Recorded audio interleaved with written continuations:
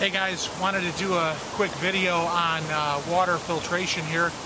And you know, as far as sustenance of life and things that are very important, I think water rates up there at the very top.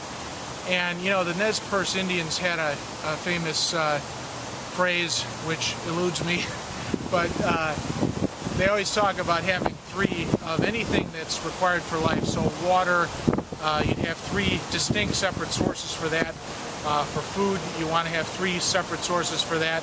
You might consider fishing, hunting, gardening as three distinct sources. For water, you know, you've got filtration, you've got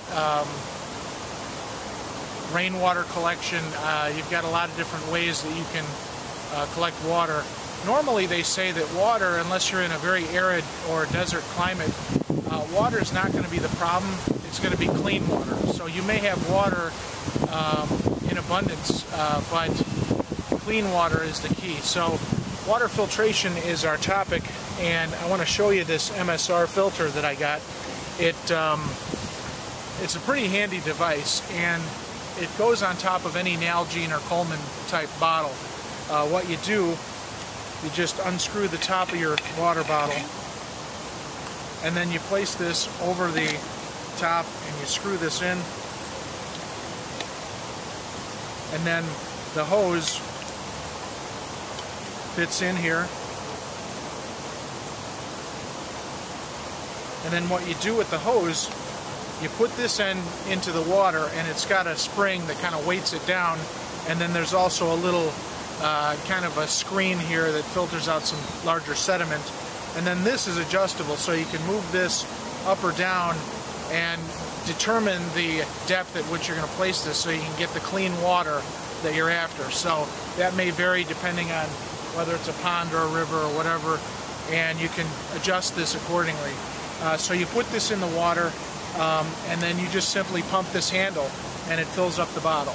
So the thing they recommend you do, and this may be obvious, is once you get this filled up, go ahead and close this up, and you don't want to cross-contaminate this with any of the stuff on this side. So obviously this hose here is going to be wet. It's going to have the unfiltered water on it. You put that in a separate bag when you close this all up, and then they give you a cap.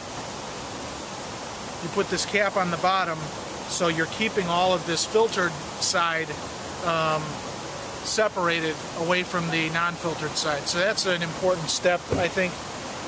One of the other things about this that I'll point out, it's really handy, very lightweight filter, and very handy in the sense that you can replace these filter cartridges very easily. What you do is you pull the top off, and you simply push this filter through, and you can see it's a ceramic filter. It's got an O-ring at one end, but it's got a good size filter surface area, so that's going to give you a better flow rate. The larger the filter, obviously, the better the flow rate's going to be. Obviously, too, as this gets used more and more, the flow rate's going to go down because there's going to be sediment in this filter, and at some point you're going to throw this out and replace it. They do give you a one of these scouring pads so you can keep the surface of this clean for a longer period of time. I'll mention too what my brother pointed out in his video on water filtering.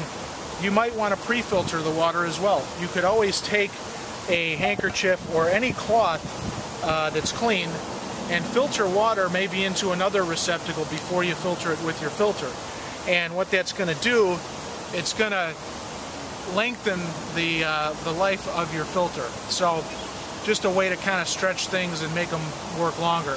At any rate, you know, we've got this pond here, and beautiful scenery, but in order to make this water drinkable, you want to have a filter. So whether it's a Berkey filter or one of these camping style filters, or I would highly recommend you get several different methods of filtering water. This way you will have a backup to your backup, and you won't have to worry about having water.